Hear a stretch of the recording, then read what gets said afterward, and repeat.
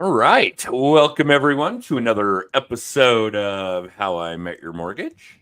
As always, I'm your host, Adam Smith, with Just the Tips Coaching. And with me today, we have a really cool guest, a repeat guest. You guys should know that if we have repeat guests, they're really cool guests because they've obviously provided our audience, you guys, with some really legit content on the things we focus on here, which you can be doing to do more business, have more buyers, more sellers, more borrowers, more insureds, more financial planning clients, whatever line of work you happen to be in. So, welcome back to the show, Jon Yacovetta. Hey, John.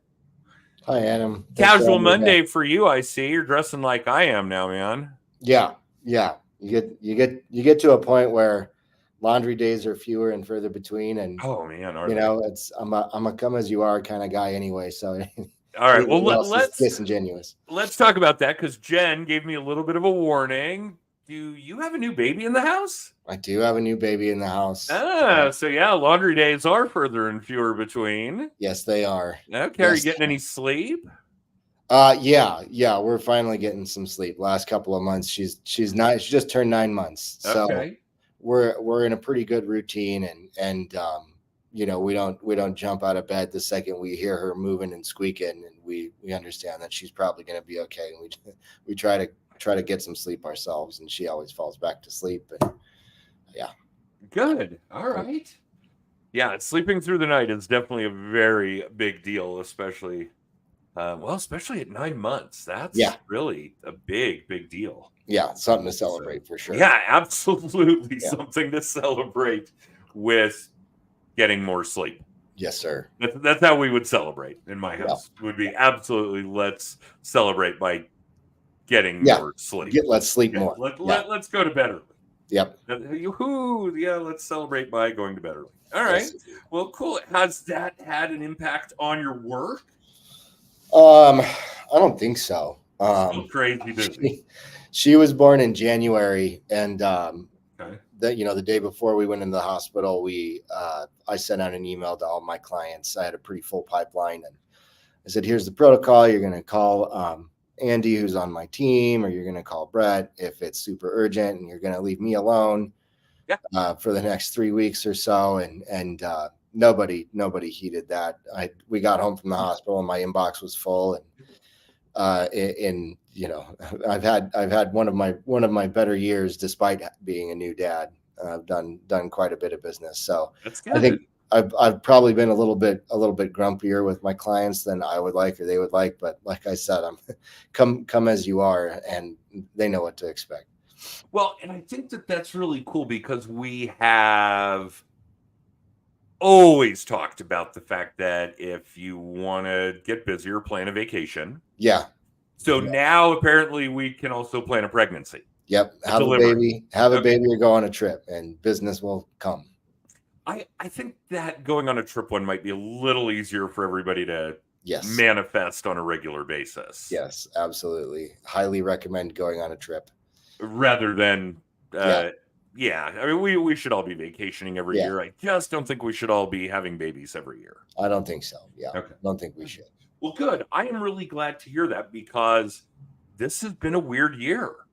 Yeah, it has been. To be in the real estate space this year has been interesting. I mean, obviously, we've talked historically about the fact that real estate is tough, right? And when people ask me, it would be hard to be a new agent today. I'm like, well, yeah, but it's always hard.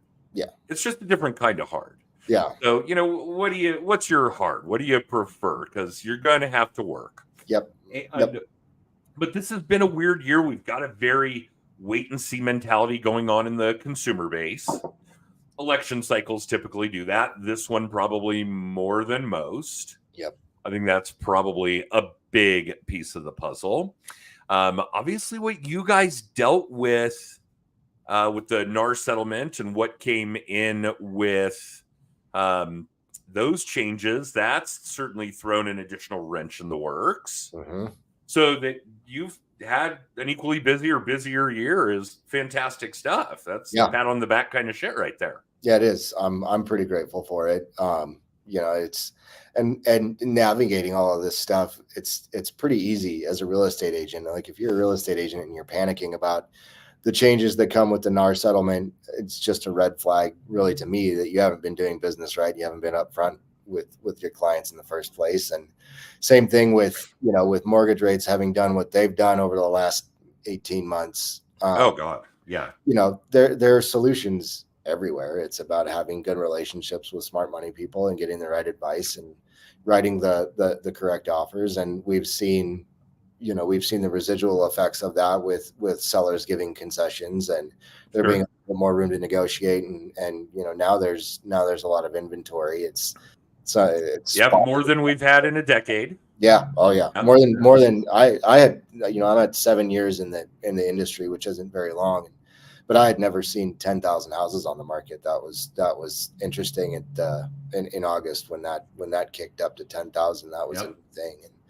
And so the conversations are all very different. But I think in so many ways, not like the cycle is still the same, where in our typical fall, kind of slow down. The savvy buyers are out being savvy, getting good deals and buying up the better inventory that's out there. And the more that they buy those up, we're going to see inventory drop again going into January and February.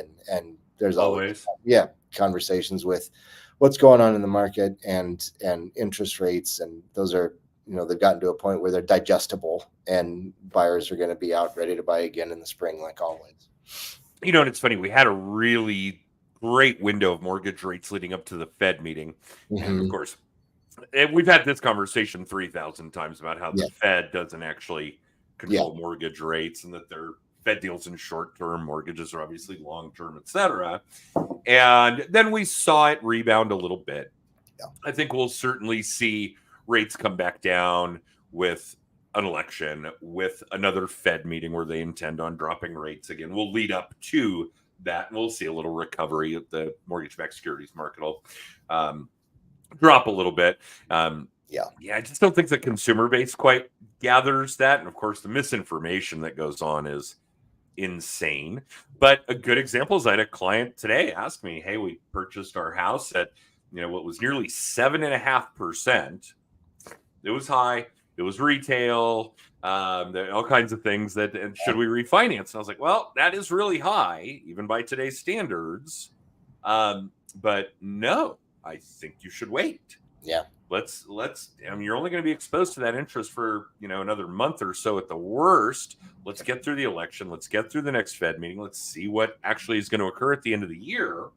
Yep. Because that might be the ideal time to get a loan, buy a home, which will be really interesting because we're used to it being a little quieter in December. Yeah. And I don't think we're going to see that. I think that period between Thanksgiving and New Year's is going to be different than what we're used to for that month of the year. Let's put it that way. Yeah. Pretty strange stuff going on. Yeah. So I think when it comes to like the NAR settlement, one of the big keys, obviously, that you've obviously been really active about for 7 years is just good communication. Yeah. Let's just communicate. Let's make sure that all those channels are open. Let's make sure that everybody is in the loop because, well, two heads are better than one. I might have seen a solution to a problem that you haven't seen recently or vice versa. The hurdles, normal transaction type of stuff we can always get through with better communication. However, this is a new animal for a lot of these people. Having to really understand that everything has to be transparent, everything is negotiable, and that everything has to be communicated properly in order for real estate agents, buyers and sellers, and their agents to get through that contract negotiation process. It's just a little different, except for the agents that have always done it that way to begin with. Yeah. Okay. So we've historically talked about the fact that the NAR stats say that 80% of agents fail in the first 2 years, 85% in the first 5 years. Yep. Okay. So we don't have a lot of agents that have seen, say, a buyer's market. Nope. All right. 1-2% maybe, if we're trying to model after those stats. Yep. And I'm expecting now with these changes, with the ability to, well, not the ability, the necessity to be really good at what you do, to be really good at communicating, to be really good at negotiating, to really be of value to your buyers and sellers, that number's got to go up. I would think so. I can't imagine otherwise. So the agents that are still doing this today, I'm sure a ton have already exited since August 17. And the ones that'll be here next year, these are the people the consumers need to be seeking out. Yeah. Because this is still really big stuff. You need to have this kind of representation when buying or selling a home. You need to be working with somebody that really has a grip on all of this communication, all of this transparency, all of this negotiable points. And I just cannot imagine that there are going to be a whole lot of agents left after. Well, correct me if I'm wrong. In Colorado, you guys only have to renew your license every 3 years? Yeah, that's right. Okay. So we'll still see some trickle down effect from that, as it were. It may still be another couple of years before we really see the end result, but smaller pie, bigger pieces. Yeah. And the agents that are still doing this well have got to be doing well. Yeah, agents that have always been doing this well, you know, the 80-20 rule always seems to apply. I think, well, it's like 95-5 now, but yeah. The top 20% of the agents, you know, they are doing 80% of the business. I think that's just gonna be how it is, kind of no matter what, no matter how many agents there are in the industry, no matter what's going on. You know, those of us who stay informed, who are open to changes, who kind of embrace that mindset of not, you know, we don't stay stagnant once we've figured out a system, or you know, we understand that everything changes, everything gets looked at every single year, the contracts change all the time, the market changes all the time. There's so much that's not in our control. What we can control is being educated about that stuff and exacting a plan. You know, just being pliable to what the industry demands, and that always changes. And it's the content changes. I think the concept of being educated and an educator is always consistent, and two of the most important things you've got to be doing. Absolutely. You've got to be aware of what's going on in your industry, and you've got to be making sure that your clients are aware of what's going on in the industry. So has anything changed? I know we talked about this the last time you were on the show, about what your business looks like and where the business comes from. And I know that it's going to be a little different for a lot of our audience than it is for you, because you're at a point where your business is, you know, strictly repeat and referral, a lot of repeat clients, a lot of client referrals, a lot of partner referrals, that kind of thing. But for everybody else that are still focused on some of their lead gen activities that are bringing new people into their circle, into their audience, and whether you're buying leads or you're running funnels or whatever the case may be, don't stop. Please, guys, don't stop. Be constant and consistent in your lead gen. But John, what should they be doing differently now that the population is going to go way down, the inventory's way up, we're about to, fingers crossed, see a significant drop in interest rates again? That was a nice couple of weeks that we had there. What kind of advice would you give to agents that are doing lead gen work that will eventually get them into your model? Yeah, it's two things really. Through the lens of buyers, I think you really need to be prepared to be working with first-time home buyers. I think the majority of the buyers in the market right now are first-timers. I've had a ton of first-timers this year in the mentorship program. We've had a ton of first-time home buyers. I think, you know, that idea of the golden handcuffs is still strapping some sellers to their homes. Right, I'm guilty. Yeah, me too. I'm at 3.25. I wouldn't sell if I had to. Wow, how come your rate's so high? No, I'm kidding. I think I'm at 2 5/8. So I'm gonna stab you a little bit. Yeah, you're doing better than me, but it's, you know, there's no way, and I think that's going to be a problem for a while until we can get to a point where maybe we're even able to buy down maybe into the 4s. I think the inventory and the seasoned buyers are going to be out of the market for a while. So I think if you're prospecting buyers, if you're paying for buyer leads, however you're doing that, be prepared to have conversations with first time home buyers. They're a different beast. Walking them through the entire process is different. They have a lot of the same types of questions and a lot of the same types of anxieties. And a lot of the same, the under contract process with the first time home buyer is overwhelming for them. So you really have to wear your therapist hat, your guide hat, and get people to the closing table, because you're only a first time home buyer once, and it's an experience for sure. And it's intense for a lot of folks. The inspection stuff is always hard, and if appraisal comes in low, what are you going to do? And then through the lens of sellers, obviously, we really have to sell. Like that's, when working with buyers, we're selling ourselves a ton, and we're selling ourselves to our seller leads, but we have to sell their houses. And that's something that's been pretty easy in my career. Of you put it on the MLS and make sure you take some decent pictures, and you're going to get buyers, you're going to get showings, you're going to get a couple offers at least. And those days are gone. I think, being very, very clear about a marketing plan, having a marketing plan for a particular type of property when you go into a listing appointment, and being able to execute that plan, it being a realistic plan to get it in front of as many buyers as possible, and having the conversation about paying buyers agents with the NAR settlement, so that buyers agents are doing a lot of the marketing and a lot of legwork for you, getting their properties out in front of their buyers. Those are the two most consistent conversations I have around here. With our agents and really getting their listings sold. You have to. That's big. Yeah.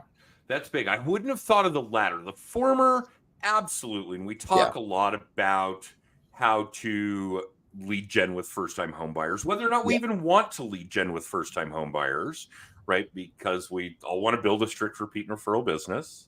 We all know that people are the direct result of the people they spend the most time with, that those people are going to be like them. So if you're working for first-time homebuyers, odds are you're going to get referred first-time homebuyers. And they are difficult. They typically don't have well-established credit. They typically don't have a lot of cash. They typically aren't buying $1 million properties, on and on and on. And we've got to be really careful how we navigate all of that, because do we want to build a strict repeat and referral business based on transactions that are more work and less money? Yeah. Okay. Now, don't get me wrong. The intrinsic rewards with first-time home buyers is huge. No denying it. And they do move up. Yep. And the people they spend time with do move up. Yep. And they have coworkers and family and neighbors and on and on. Yep. So, there's obviously a piece of that. But one of the things we work on pretty heavily in our coaching program, which may pay some dividends here for those of you watching or listening live or in syndication here, is that we do a lot of work on milestone videos. And I'm not going to get into great detail on it. If you guys want to know more, obviously, we've always offered a free hour of coaching for everybody that wants it. See if we're a good fit. We can talk about whatever subject you want. But this one, make a list of your FAQs for buyers and sellers, or for, if you're in the mortgage space, for people who are buying versus refinancing. Make a list of your 10 or 12 or 15 most asked questions, and record some videos answering those questions. And then send those videos out to your clients before they can ask the question. Hey, you're under contract. Here's what happens next. Hey, you're through inspection. Here's what happens next. These kinds of things.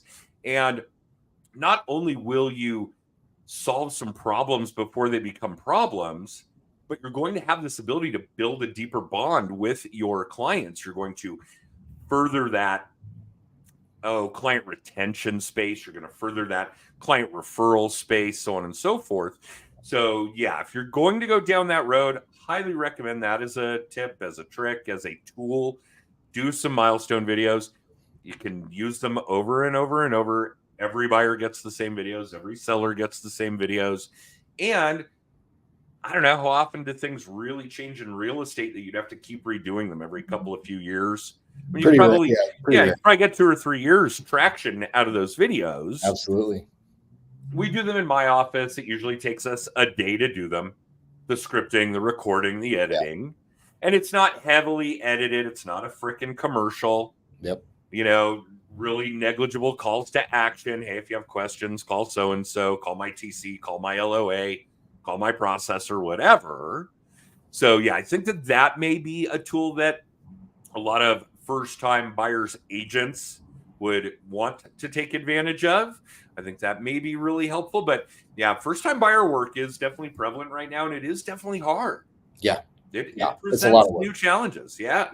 It's a lot of work. And we're doing a lot of conversations about, around the office, trying to find deals at higher price points and make more money for the same amount of work. And that's not the case working with first-time home buyers, but it's really, really focusing on the long-term dividends that first-time home buyers are going to pay for your business. The better job that you can do for them, the more that you're able to wield your expertise and really advocate for them and get them into a situation that makes them feel comfortable, that makes them feel successful, and that they've accomplished something when they close on their first house. It's, I had 6 first-time home buyers this year that were referrals from 2022. I had a kid in 2022 who used to play baseball for me way back in the education days at George Washington. And I hadn't spoken to him since the day he graduated. And he reached out at the beginning of 2022. He knew I was in real estate because you post on social media and you do things like this. And you stay in front of people and you present yourself as an expert. And then they're able to, it's a lot easier to place their trust in you. And, 12 months later, I had an extra 6 deals under my belt just for that. Because of that. Yep. Let me ask you another one, because I see it from the fringes. Obviously, I'm not dealing with what's going on with people looking at houses, people shopping for houses. They, tell me, hey, we found a house. I'm like, great, okay, let me get you some money. Yeah. I've seen a lot of, we've seen a lot of buyers certainly this year, but a lot of VA buyers, and a lot of them not necessarily first time, but relocating regardless. And we're coming from the South, from the Midwest, from the Mid-Atlantic, and there's some sticker shock. Yeah. I've got one under contract today, a house in Colorado Springs. For those of you that aren't familiar, that's one of our major metropolitan areas here in Colorado, and it has a very heavy military population, a lot of military folks in Colorado Springs. And he's coming from, I think he's like on a base in Georgia, but the house he owns is in Alabama across the state line, something to that effect. And had to sell a house there. Beautiful house, big piece of land, $200,000.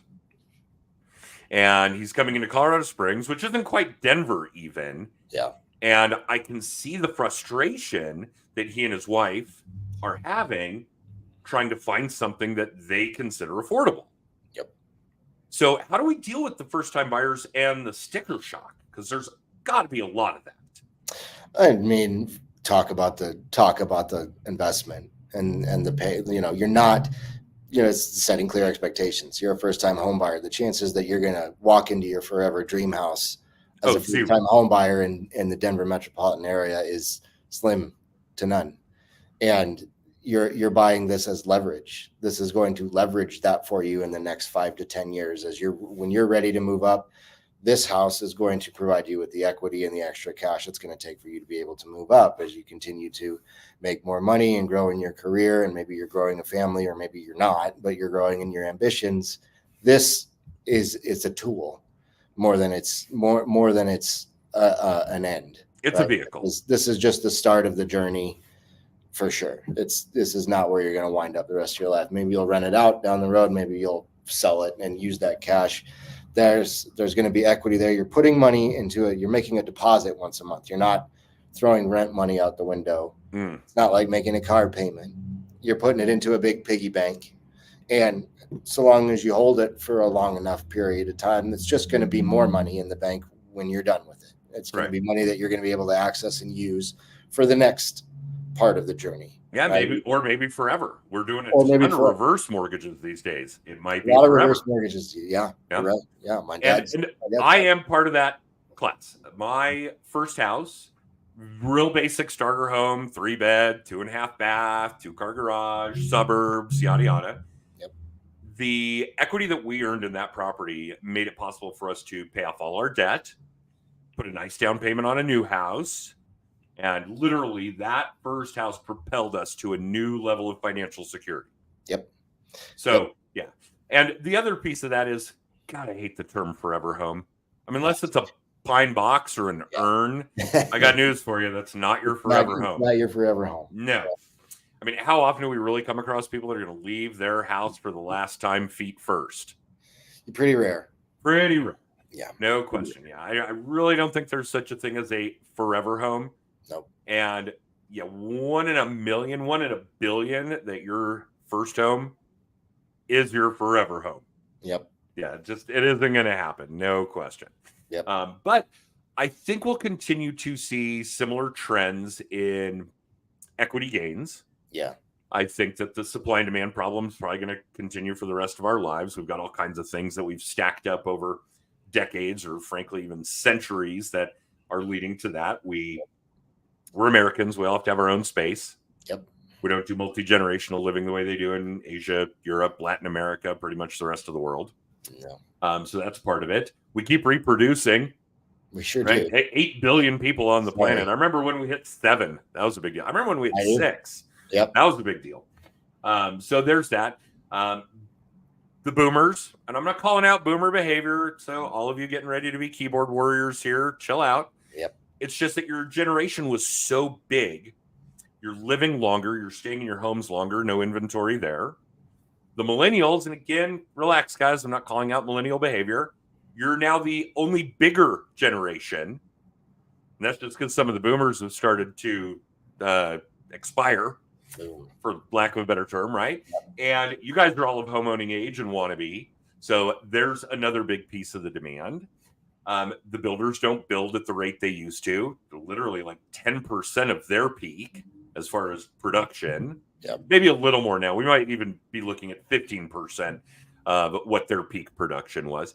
So we've just got all these things that we've created over all these years that are feeding into this supply and demand issue. Yep. And yeah, that we have 10,000 properties in the Denver metro area, guys, by the way. Yeah. I know that that's hard to relate to the numbers, but similar kind of thing in other major metropolitan areas, that it's huge for us. We haven't had 10,000 properties for sale in over a decade, but it's still a third of what would be healthy. Yeah. Less, actually. Yeah. We would need something like 35,000 listings at any given moment in the 7 counties that make up the Denver metro area to be considered a balanced market. Yep. Now, that's a 6-month inventory. I don't know that we shouldn't move the needle on defining what makes a balanced market, but we're not going to see a buyer's market. Yeah. I think it's just about talking about the opportunity that exists for buyers now that hasn't been here for a while. That doesn't long while. Yeah. Doesn't make it a buyer's market. You know, the sellers are ultimately going to call the shots in the offers that they deem acceptable. It's just, they're getting fewer of those. And there's more opportunity for buyers to be strategic in the market with the inventory that's been sitting. There's opportunity and all of that stuff. But again, a lot of first timers, a lot of having to coach them through that and really present that to them in the form of like fact-based evidence, take them to the houses, walk them through with the contractor, say, this is what it's going to cost for you to update this house in this way so that you can get this equity out of it, make a plan. Are you seeing first-time home buyers working with builders? Are we seeing a lot of new build inventory being snatched up by first-timers? I've seen more in, I guess, this last quarter and change of new builds kind of sitting and waiting for a buyer. And I just had one in Roxborough Park in a newer community with a lot of finished inventory just sitting. And now those are not first-time home buyers. Those are getting close to retirement. VA people, a lot of people at, of course, it's going to escape me now. What's the big aerospace facility in Roxborough Park? Oh, gosh, we've got a bunch in Colorado for those of you that aren't in our market. Rocket scientists are a big deal in Colorado. We've got Lockheed, we've got Martin. United Launch Alliance, we've got Northrop Grumman, we've got a lot of rocket scientists. A lot of rocket scientists. Yeah. We're big on sending things out into space here in Colorado. Yeah. No question. Yeah. So I think the new inventory that's sitting, it seems to me, at least in my own little bubble, it's been more seasoned home buyers picking those up. But there's obviously a lot of opportunity with those because new builders, they're always touting their preferred lenders and the incentives that they've got going on with that. We've seen a lot of it. We've taken over quite a few deals that way, but I think that there's a lot to be said for what appears to be good for a home buyer isn't necessarily what's good for a home buyer. I'm seeing a lot of really well qualified buyers, credit, cash, these kinds of things being pushed into things like FHA. Yeah.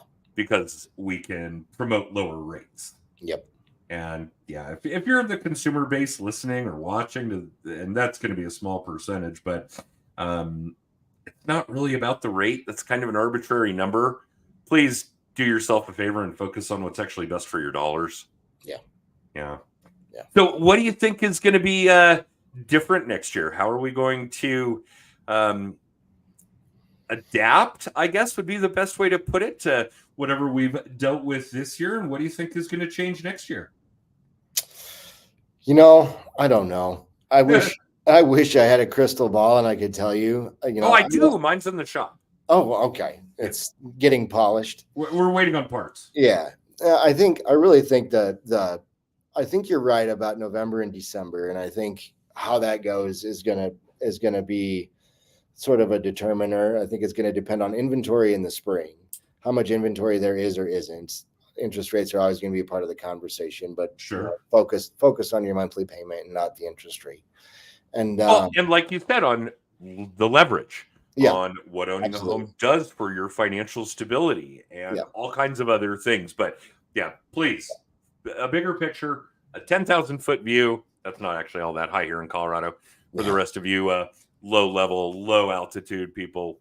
Okay, but you get the gist. But yeah, let's focus on a bigger picture when it comes to what's best for our clients' finances. Absolutely. Yeah, and I think it just depends on how many lifestyle changes are able to enter the market. Like we talked about, there's just not a ton of lifestyle changes going on right now. The listings are deaths and divorces and people moving out of state for jobs and investors offloading and cashing out. I think if we can get some seasoned buyers to come in and compete with the first time home buyers and get some higher quality listings on the market, I think we'll see a pretty busy spring into maybe even June next year. But depends on if those people are ready to embrace the rates and cash out.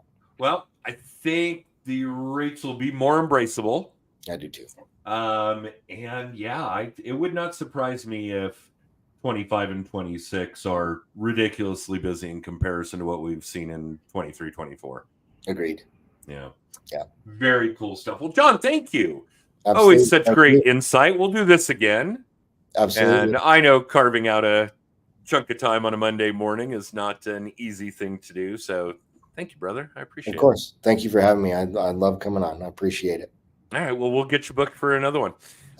So yeah, good stuff. And for those of you watching or listening live or in syndication, yeah, you can check us out live on Mondays at 9:30 Pacific, 12:30 Eastern on Facebook, LinkedIn, and YouTube. And then 48 hours later, we upload that to our podcast on Apple, Amazon, and Spotify. And you can find out all the things Just the Tips by checking out justthetipscoaching.com. Other than that, thanks for tuning in. John, thanks for doing it again. Thanks, Adam. And don't go too far. I'm going to run our extra, and we will talk for a moment after. For the rest of you, thanks again, and we will see you next time. Don't forget to say happy birthday to Adam. Happy birthday. Yes. I did. I survived a half a century. Congratulations. Yeah. What an accomplishment. Yeah, there were a lot of people that didn't think I would over the last 50 years. So prove them wrong. Yeah, I did indeed. All right. Yeah. Thanks all.